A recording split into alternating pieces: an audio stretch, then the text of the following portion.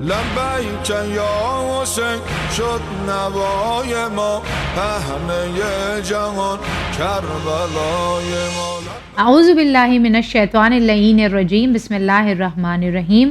الحمد للہ رب العالمین. الحمد للہ الذی جعلنا من المتمسکین بولایت امیر المؤمنین. السلام علی الحسین وعلی علی ابن الحسین وعلی اولاد الحسین وعلی اصحاب الحسین. عزاداران امام حسین السلام علیکم ورحمۃ اللہ وبرکاتہ. الحمدللہ یہ گفتگو ہماری امام حسین وارث انبیاء کے اعتبار سے مسلسل چل رہی ہے، اور آج ہم اپنی اس گفتگو کے اختتام پر پہنچ چکے ہیں. ہمارا 9واں اور آخری ایپیسوڈ اس گفتگو کا، جس میں ہم دیکھیں گے کہ امام حسین علیہ السلام نہ صرف جناب آدم علیہ السلام، جناب نوح علیہ السلام، جناب موسیٰ علیہ السلام، جناب ابراہیم علیہ السلام کے، بلکہ فخر انبیاء حضرت محمد مصطفیٰ صلی اللہ علیہ وآلہ وسلم کے بھی وارث ہیں. اس گفتگو میں ہمارے ساتھ مسلسل خواہر تفسیر فاطمہ بنی رہی ہیں. آج بھی وہ اپنے علم سے ہمارا ساتھ دینے کے لیے موجود ہیں. آئیے ان کا استقبال کرتے ہیں. السلام علیکم خواہر. وعلیکم السلام ورحمۃ اللہ وبرکاتہ. پروگرام کے ایپیسوڈ کے آغاز سے پہلے خواہر آپ کا شکریہ ادا کرنا بنتا ہے کہ آپ نے اس گفتگو کو اتنا بہترین بنایا اپنی خطابت اور اپنے علم کے ذریعے سے. اللہ آپ کو مزید توفیقات سے نوازے اور ایسے ہی آپ ہمارا ساتھ دیتی رہیں. الہی آمین. بس دعا یہی ہے کہ مادر امام حسین اس خدمت کو قبول کریں. الہی آمین یا رب العالمین. ہم نے جیسا کہ ابھی انٹروڈکشن میں بھی اپنے ناظرین کو بتایا خواہر کہ الحمدللہ ہماری گفتگو پچھلے گزشتہ 8 ایپیسوڈ میں اسی پر مشتمل رہی کہ کیسے امام حسین علیہ السلام جناب آدم، جناب نوح، جناب ابراہیم، جناب موسیٰ کے وارث ہیں. اور آج ہم بات اپنے پیارے نبی حضرت محمد مصطفیٰ صلی اللہ علیہ وآلہ وسلم کی نسبت سے کریں گے. لیکن جو ایک اہم سوال اٹھتا ہے وہ یہ کہ رسول اللہ نے جیسا ارشاد فرمایا ہے کہ ہم میں سارے کے سارے محمد ہیں. ہم 14 جو ہیں، اس میں اول اور درمیان میں اور آخر میں ہم سب کے سب محمد ہیں، یعنی ہم میں کوئی فرق نہیں پایا جاتا. تو جب ہم یہ کہتے ہیں، یا امام جعفر صادق علیہ السلام جب یہ کہتے ہیں کہ امام حسین وارث رسول ہیں، تو کیا وہ کچھ خاص صفت ہے، وہ کوئی خاص صفات ہیں جو صرف اور صرف امام حسین میں موجود ہیں جس کی وجہ سے آپ کو وارث رسول اللہ کہا جائے؟ اعوذ باللہ من الشیطان الرجیم. بسم اللہ الرحمن الرحیم. وبہ نستعین وہو خیر ناصر و معین. جیسا کہ آپ نے خود کہا کہ یہ 14 کے 14 محمد ہیں. بے شک. تو ان میں سے کسی ایک کے لیے نبی کی صفات کو ڈھونڈ کر نکالنا میرے لیے بھی بہت سخت تھا، محال کام تھا، اور بڑی مشکل سے کچھ چیزوں کو میں نے الگ کیا ہے جو صرف امام حسین کے پاس ہیں، اور دیگر ائمہ کے پاس وہ صفات جو نبی کے ذات گرامی میں تھا وہ نہیں ہے. اس میں سے سب سے پہلی جو چیز مجھے ملی وہ یہ کہ جیسے ہی نبی کریم کی ولادت ہوتی ہے، فارس کا آتش کدا بجھ گیا تھا. وہ وہاں آگ جلتی رہتی تھی، اور ان کی ولادت کے بعد اسے ٹھنڈا کر دیا گیا، بلکہ وہ خود بخود سرد ہو گیا، وہ ٹھنڈا ہو گیا. اسی طرح جب امام حسین کی ولادت کو ہم نے پڑھا تو پتہ چلا کہ جیسے ہی امام حسین دنیا میں آئے تو اللہ نے عزاداروں کے لیے جہنم کی آگ کو سرد کر دیا. سبحان اللہ. یہاں سے فارس کا آتش کدا سرد ہو رہا ہے، لیکن امام حسین کی ذات گرامی وہ ہے کہ جہنم کی آگ کو اللہ بجھا دیتا ہے عزاداروں کے لیے. سبحان اللہ. دوسری دوسری چیز وہ یہ کہ جیسے ہی رسول اللہ کی ولادت ہوتی ہے، ان کی ولادت کے بعد سارے جو بت تھے نا خانہ کعبہ کی چھت پر، ان کو سرنگوں ہوتے ہوئے دیکھا گیا تھا، سب جھک گئے تھے. یعنی ایک حق کے آنے کے بعد باطل نے خود بخود اپنے سر کو جھکایا. کیا بات. اسی طرح جب امام حسین نے کربلا کی سرزمین پر قیام کیا ہے تو سارے کے سارے باطل نے حق کے سامنے اپنے سر کو جھکا دیا. بظاہر آپ کو ایسا لگے گا کہ وہ باطل جیت رہا تھا، لیکن آج اگر باطل جیت جاتا تو اس کا جھنڈا لہراتا. امام حسین کے پرچم نے ہر جگہ پر لہرا کے اعلان کیا کہ وہاں اس وقت بھی باطل نے سر جھکایا تھا حق کے سامنے. سبحان اللہ. تیسری چیز جو ہے وہ یہ کہ ہم نے نبی کریم کی زندگی میں دیکھا ہے کہ انہوں نے امام حسین کے لبوں کو بوسہ دیا ہے، اور جہاں امام حسین کے گلوئے مبارک پر خنجر چلنے والا تھا وہاں پر بھی بوسہ دیا. بقیہ امام حسن کے لیے بھی نہیں ملتا ہے. جبکہ وہ بھی آغوش میں پلے ہیں, سیم ایک ساتھ پروان چڑھے ہیں, لیکن گلوب مبارک کا بوسہ جو دیا ہے وہ صرف امام حسین کو دیا ہے. امام حسن کے لبوں کو چوما ہے, لیکن گلے کو جب چومنے کی بات آتی ہے, بوسہ دینے کی بات آتی ہے, تو صرف امام حسین اس میں موجود ہیں. اور ولادت جب امام حسین کی ہوئی ہے تو ولادت کے موقع پر جو پہلی مجلس برپا کی ہے وہ خود نبی کریم ذاکر تھے امام حسین کے, اور وہ ذکر کر رہے تھے امام حسین کا, امام حسین کے مصائب پڑھے اور انہوں نے گریہ کیا. بقیہ کسی امام کے لیے نہیں ملتا ہے کہ ان کی ولادت کے موقع پر ان کا ذکر کیا گیا ہو, ان کا مصائب پڑھا گیا ہو اور گریہ کیا, اور خود نبی نے کیا ہے, نبی کریم نے. اس کے بعد ایک جو وراثت ہے وہ نبی کریم جو ہے وہ وارث قرآن ہیں. جی, ہر امام وارث قرآن ہے. واہ واہ, ٹھیک ہے, کیا بات ہے. لیکن ایسا وارث قرآن جو نوکے نیزہ پہ تلاوت کر کے محافظ قرآن بن جائے, واہ واہ واہ, کیا بات. کوئی بھی ایسا نظر نہیں آتا ہے. نبی وارث قرآن ہے, لیکن اگر امام حسین نے حافظ قرآن بن کر اس کی حفاظت نہ کی ہوتی تو بقیہ ائمہ وارث قرآن نہیں بن سکتے تھے. یہ امام حسین ہے جو اصل وارث قرآن قرار پائے. اس کے بعد نبی کریم کے بعد جو چیزیں تھی, جو اثاثہ تھا, ان اثاثے میں سے ذوالجناح صرف امام حسین کو ملا ہے. اس لیے کہ کربلا میں جو امام حسین کے پاس ذوالجناح تھا وہ نبی کریم کا گھوڑا تھا, اور ایسا باوفا کہ جب تک امام حسین پیاسے رہے وہ بھی پیاسا رہا. امام حسین نے بہت اصرار کیا کہ پانی پی لو, مگر اس نے نہیں پیا.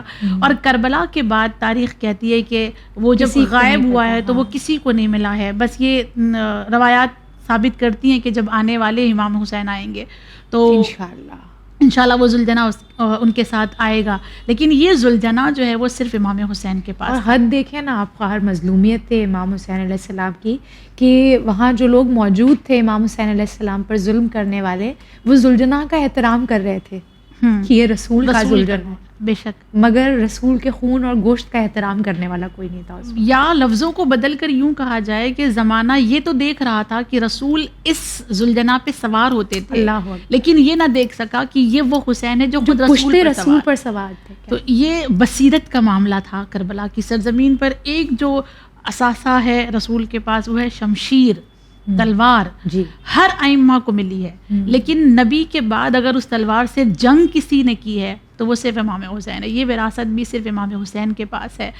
تمام ائمہ کے پاس یہ تلوار گئی ہے, لیکن کسی نے جنگ نہیں کی ہے. خود امام زمان کے پاس وہ تلوار موجود ہے, لیکن جب آئیں گے تو وہ جو آج کی ٹیکنالوجی ہے اس کے اعتبار سے جنگ کریں گے. وہ تلوار صرف گواہی دے گی کہ میں صحیح ہاتھوں میں ہوں, گواہ بن کر آئے گی, لیکن اس سے جنگ نہیں ہوگی. اور اس کے بعد جو ایک چیز ملتی ہے وہ یہ کہ نبی نے اپنی ذات کے لیے کہا کہ جو میری زیارت کرے گا میری زندگی میں یا میرے بعد, میں روز محشر اس کی شفاعت کروں گا. اور پھر اس کے بعد سیم جملہ صرف امام حسین کے لیے ہے کہ جو امام حسین کی زیارت ان کی زندگی میں یا ان کے بعد کرے گا, میں نبی وعدہ کرتا ہوں کہ میں اس کی شفاعت کروں گا. یا اپنے لیے کہا ہے یا امام حسین کے لیے کہا ہے. تو یہ کچھ چیزیں ایسی ہیں جو رسول اللہ سے ڈائریکٹ امام حسین کے پاس آئی ہیں اور دیگر ائمہ کے پاس یہ وراثت نہیں پہنچ سکی. کیا بات ہے. خیر یہ بہت افسوس نما کہہ لیں, افسوسناک کہہ لیں اس کو, کہ اتنی تمام فضیلتوں کے حامل ہونے کے باوجود بھی سب سے مظلوم تر اگر شخصیت کوئی نظر آتی ہے تو وہ امام حسین علیہ السلام کی نظر آتی ہے.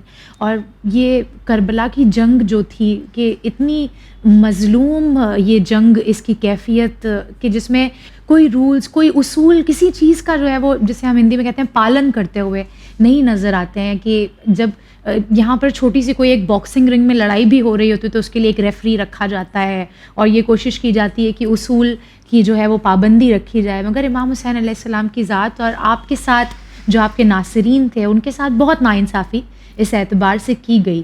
میں آپ سے سوال یہ کرنا چاہ رہی ہوں کہ جو حالات امام حسین علیہ السلام کے ساتھ کربلا میں تھے اس جنگ کے دوران, اس سانحے کے دوران, کیا رسول اللہ کی زندگی میں جو آپ نے اتنی ساری جنگیں دین اسلام کے لیے کی ہیں ان میں کسی ایک جنگ کے حالات اس جنگ سے ملتے ہوئے نظر آتے ہیں؟ مجھے یہ بات یاد ہے کہ ہم لوگوں نے جنگ بدر کے اعتبار سے بات کر لی ہے. لہٰذا اگر میں جنگ بدر کو چھوڑ دوں اور صرف جنگ احد کی بات کروں جو نبی کریم کی جنگ ہے, اور اس جنگ کو اور کربلا کی جنگ کو ساتھ میں رکھ کر اگر دیکھیں تو بہت ساری آپ کو چیزیں مل جائیں گی جو جنگ بدر میں بھی تھی اور جنگ کربلا میں بھی تھی. پہلا پوائنٹ ہے وہ یہ کہ جنگ احد میں اگر ہم دیکھیں تو نبی کے خلاف جو کھڑا تھا وہ ابو سفیان تھا, اور جنگ کربلا میں اگر ہم دیکھیں تو یہاں پر بھی ابو سفیان کا پوتا کھڑا ہے, یعنی حق کی جانب رسول اللہ اور ان کے نواسے ہیں, اور باطل کی جانب ابو سفیان اور ان کا پوتا ہے, ایک ہی نسل دونوں طرف آمنے سامنے ہے. جنگ احد کی دوسری چیز جو تھی وہ یہ کہ جنگ احد کے دوران جنگ کے کسی بھی قانون کی پیروی نہیں کی گئی ہے, اس کا خیال نہیں رکھا گیا, ہر قانون کو کچل دیا گیا ہے. یعنی جنگ احد میں بھی یہ ہوا ہے. اور کربلا کی سرزمین پر بھی ہم دیکھیں کہ جنگ کے کسی بھی قانون کی رعایت نہیں کی گئی ہے.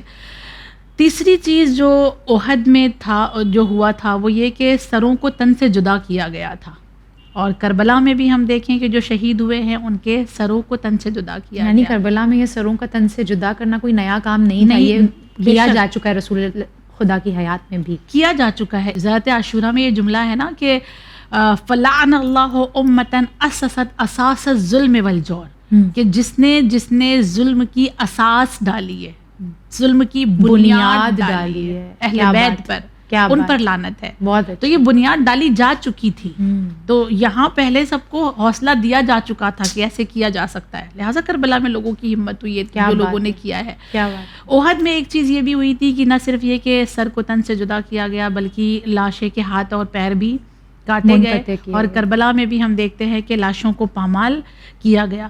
احد میں یہاں نبی کریم کا چہرہ اقدس خون آلود ہو گیا تھا, کربلا میں امام حسین کا چہرہ مبارک خون آلود ہوا تھا.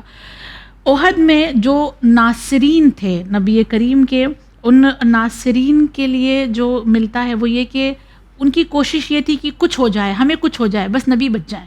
جی یہاں کربلا میں بھی جتنے بھی انصار تھے امام حسین کی, ان کی بھی کوشش یہ تھی کہ ہمیں چاہے جو بھی ہو جائے بس امام حسین کی زندگی بچ جائے. اور جتنے بھی احد میں مارے گئے ہیں رسول اللہ کے ساتھ جو تھے, ان کی جو تعداد ہے وہ تقریباً 70 بتائی جاتی ہے. اچھا, کہ تقریباً 70 لوگ جو ہے وہ احد میں نبی کریم کی جانب سے شہید ہوئے ہیں. اور امام حسین کے پاس جب ہم آتے ہیں تو وہاں پر بھی ہم کو 70-71 نبی نے بھی 70 لاشیں اٹھائے ہیں, اور امام حسین نے بھی کربلا کی سرزمین پر 71 جنازے اٹھائے ہیں. پھر ایک بات جو اس میں کہی گئی وہ یہ کہ احد میں بھی اگر ہم دیکھیں تو خواتین نے ایک بڑا کردار نبھایا ہے, اور خواتین موجود تھیں. یہاں پر بھی کربلا میں بھی خواتین موجود تھیں.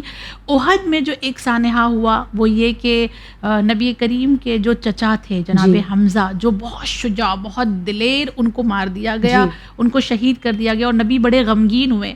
کربلا میں بھی امام حسین کے ایک بھائی جو بہت شجاع ہے ان کو شہید کر دیا گیا, جن کی شہادت پر امام حسین بہت غمگین ہوئے تھے. یہاں احد میں یہ ہوا تھا کہ جب جناب حمزہ مارے گئے تھے تو ان کے سینے کو زخمی کیا گیا تھا, اور ان کے کلیجے کے ساتھ بے حرمتی کی گئی تھی. یہاں کربلا میں جناب علی اکبر کے سینے کو چھلنی کیا گیا ہے, اور وہاں ان کے جب برچھی کا پھل نکالا گیا تو جناب علی اکبر کا کلیجہ جو ہے برچھی میں الجھا ہوا باہر آ گیا تھا.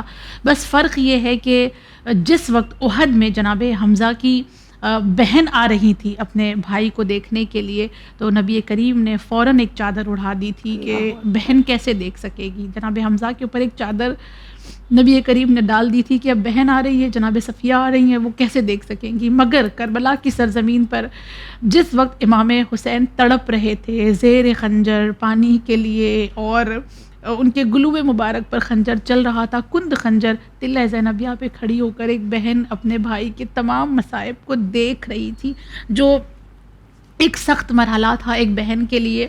یہاں تو بہن کو روک دیا گیا دیکھنے سے, مگر یہاں پر ہم دیکھتے ہیں کہ جناب زینب نے سارے منظر کو اپنی آنکھوں سے دیکھا ہے. کربلا کی سرزمین اور احد کی سرزمین میں ایک بات جو بالکل ایک جیسی ہے وہ یہ کہ احد میں بھی ضعیفوں نے جو ہے نبی کا ساتھ دیا ہے, اور ضعیف ہونے کے باوجود بھی نبی کی طرف سے دشمنوں سے لڑے ہیں. کربلا میں بھی ہم دیکھتے ہیں کہ ضعیف ہیں, جناب حبیب ابن مظاہر ہیں, مسلم ابن اوسجا ہیں, جناب جون ہے جو چل بھی نہیں پا رہے ہیں, لیکن اس کے باوجود بھی وہ نبی کے نواسے کا ساتھ دینے سے اپنے پیر نصرت کا جذبہ بہت بلند تھا. یہاں پر بھی نصرت کا جذبہ نظر آتا ہے, یہاں پر بھی نصرت کا جذبہ نظر آتا ہے. احد کی سرزمین پر سید الشہداء جناب حمزہ کو لقب دیا گیا، کربلا کی سرزمین پر سید الشہداء کا لقب امام حسین کو دیا گیا. اور پھر یہاں جب جناب حمزہ کی بات کر رہے ہیں ہم اور جناب علی کو ہم بھول جائیں، یہ ہو نہیں سکتا کیونکہ وہ سب سے بڑے دفاع کرنے والے تھے. احد کی سرزمین پر جو اس وقت نبی کے بھائی ہیں نا، نبی کے بھائی ہیں، تاریخ کہتی ہے کہ احد میں امیر المؤمنین کے جسم اقدس پر 70 زخم لگے تھے. اور یہاں کربلا کی سرزمین پر جب امام حسین کے بھائی کو ہم دیکھتے ہیں تو ان کے زخموں کا اندازہ لگانا، میرا جی یہ چاہتا ہے کہ نجف کا رخ کر کے مولا سے کہوں، مولا جب آپ کو زخم لگ رہے تھے نا تو آپ کے ہاتھ محفوظ تھے، آپ اپنے زخموں کو صاف کر سکتے تھے، آپ اپنے زخموں پر ہاتھ رکھ سکتے تھے، آپ اپنے زخموں کو سہلا سکتے تھے. لیکن جب کربلا میں امام حسین کے بھائی کے بازو کو قلم کرنے کے بعد آنکھوں میں تیر مارا گیا ہے، ان کے سینے پر جب تیر لگا ہے جو مشک کو چھیدتا ہوا جناب عباس کے سینے کو زخمی کر دیتا ہے، تو ابوالفضل کے پاس بازو نہیں تھے. انہوں نے اپنے زخموں پہ کیسے برداشت کیا ہوگا، کیسے صبر کیا ہوگا، یہ صرف ابوالفضل جانے اور امام حسین جانے. یا یوں کہہ دوں کہ شاید یہی وجہ ہے کہ رسول اللہ بھی امام حسین پر گریا کرتے تھے.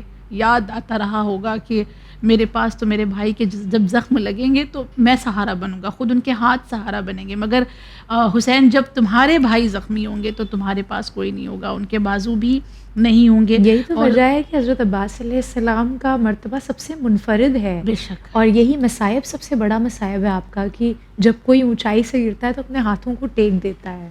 حضرت عباس علیہ السلام کی مظلومی بہت زیادہ ہے کہ کوئی اور شہید اس کو سمجھ ہی نہیں سکتا کہ زمین پر بغیر ہاتھوں کے کیسے گرا جاتا ہے.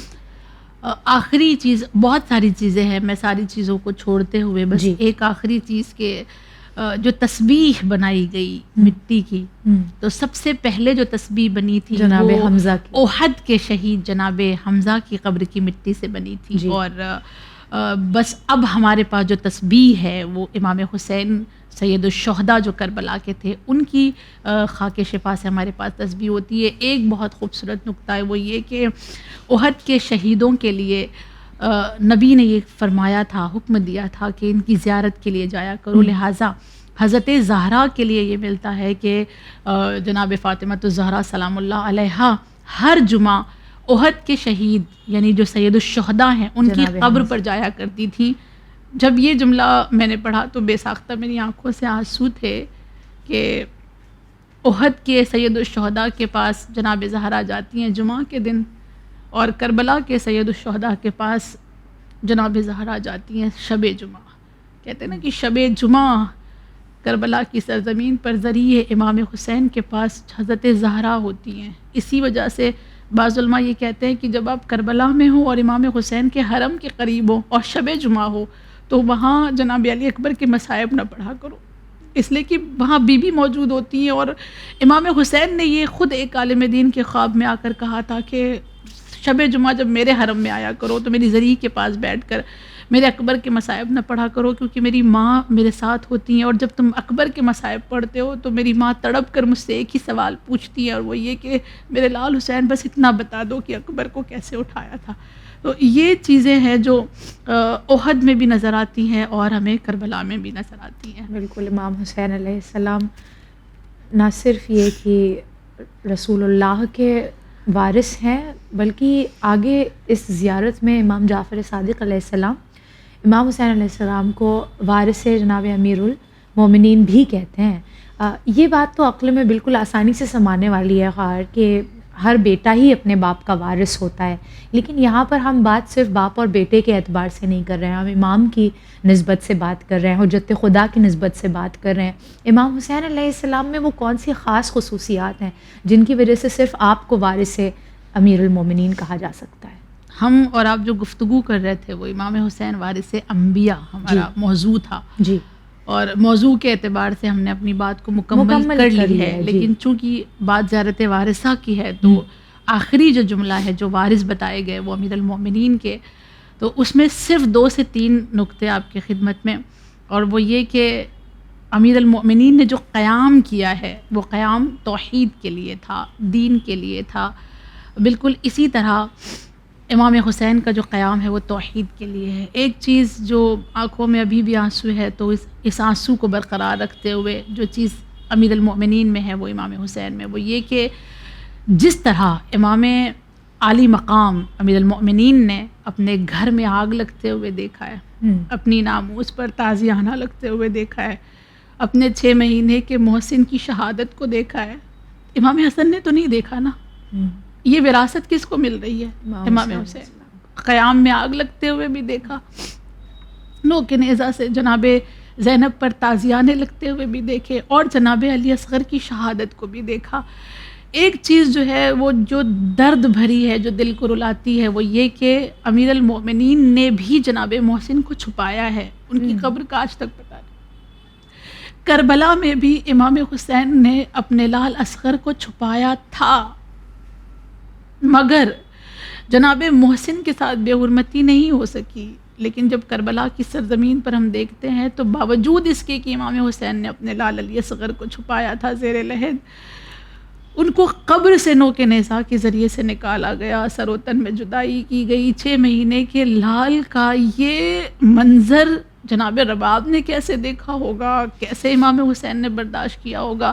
یہ وراثت جو امیر المؤمنین کی طرف سے امام حسین کے پاس آئی ہے اور کسی امام کے پاس نہیں گئی، یا یوں کہہ دوں امام حسن کو یہ نہیں ملی، جبکہ ایک ہی بابا کے دونوں بیٹے ہیں اور ہم پلہ ہیں، دونوں امام دونوں ہم پلہ ہیں، ایک جیسے ہیں. اور بہت ساری اور باتیں کی جا سکتی ہیں، مگر صرف ایک اور آخری نقطہ وہ یہ کہ امام علی مقام کو بھی سجدے میں مارا گیا.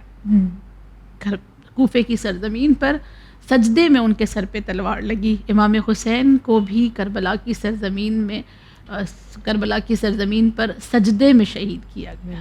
امام علی پردیس میں شہید ہوئے، امام حسین بھی پردیس میں شہید ہوئے. بس یہیں پر لگتا ہے کہ امیر المومنین امام حسین علیہ السلام سے تھوڑے اور زیادہ مظلوم نظر آتے ہیں، کہ وہ واحد امام کی جسے زہر سے بھی شہید کیا گیا اور جسے تلوار سے بھی شہید کیا گیا، اور اسے کتنی خوبصورتی سے دونوں بیٹوں نے آپس میں بانٹ لیا کہ امام حسن علیہ السلام نے اپنے حصے میں زہر کی شہادت لے لی اور امام حسین علیہ السلام کے حصے میں تلوار کی شہادت آئی. بے شک.